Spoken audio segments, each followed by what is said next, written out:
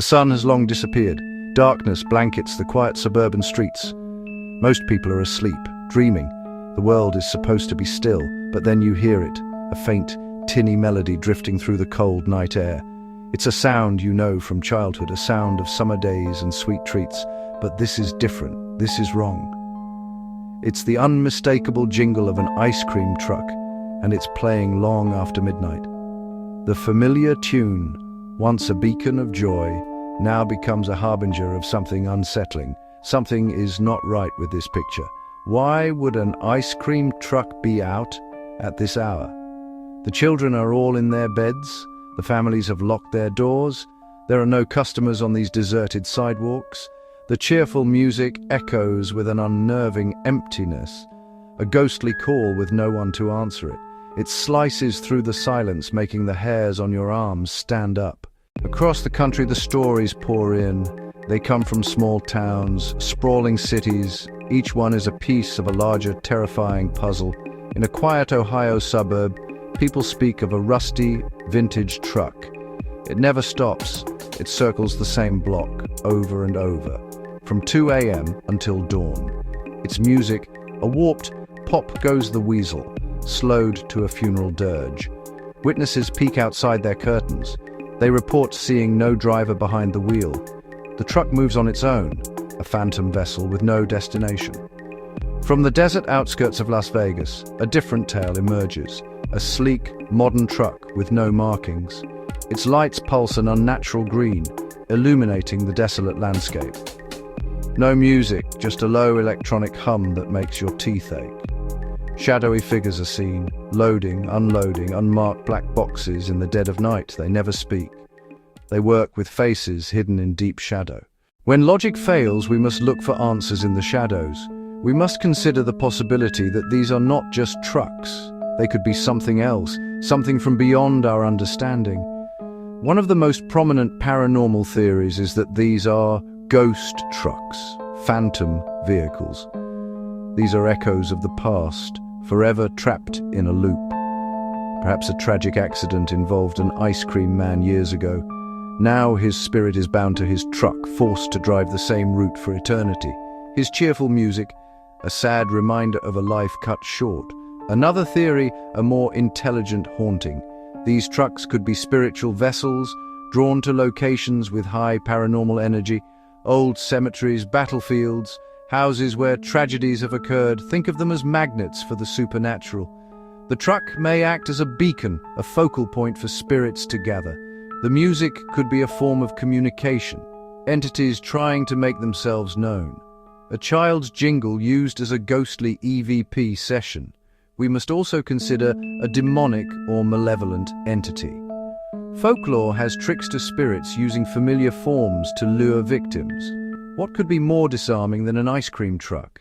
While the paranormal possibilities are compelling, we cannot ignore the very real, very human darkness that hides in plain sight. An ice cream truck is the perfect cover. It's designed to be approachable, friendly, welcome in any neighborhood. Who would ever suspect it, right? This makes it an ideal front for all sorts of criminal activities. The most common and honestly, the most logical explanation for a late-night ice cream truck is illegal drug distribution, the constant stopping and starting, the brief transactions at the window. It mimics the business of selling ice cream, but the product is far more sinister. Beyond drugs, these trucks can be used for a wide range of illicit operations. Think about smuggling. Hidden compartments and large freezers inside an ice cream truck are perfect for transporting illegal goods. Weapons, untaxed merchandise, human trafficking. The truck can cross state lines or move through different neighborhoods without raising suspicion.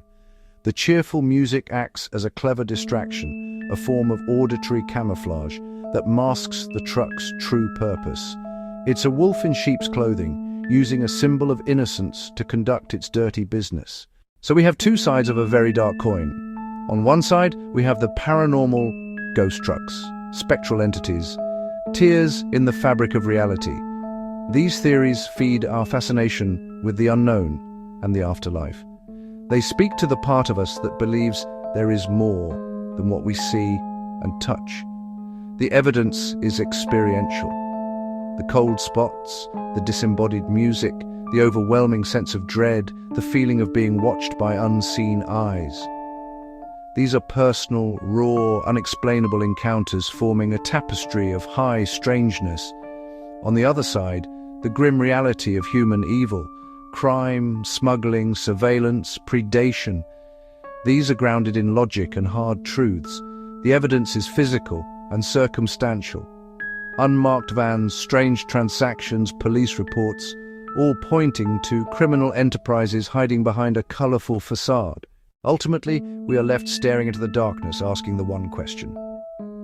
What is really going on inside that truck? Imagine peeling back the metal walls like a curtain. What would you see? The lonely spirit of an ice cream man, his essence fused with the vehicle, his translucent hand on the steering wheel, freezers filled with a cold, ethereal mist whispering names of the dead, a vessel sailing a vast, dark ocean of the unknown, or something mundane and terrifying, popsicle stickers hiding walls lined with illegal firearms, freezers packed with bricks of cocaine, freezers packed with bags of cash, sophisticated surveillance equipment, monitors showing live feeds, hidden cameras around the neighborhood.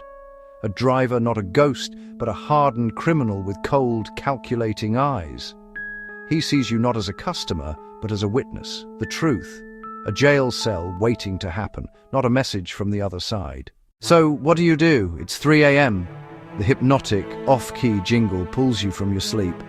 You look out your window and see it, the midnight ice cream truck parked under a flickering streetlight, its painted face a grotesque parody of happiness. Your heart pounds. A part of you, the logical part, screams to lock the doors, turn off the lights, and pretend you saw nothing. This is the voice of caution, the instinct for self-preservation.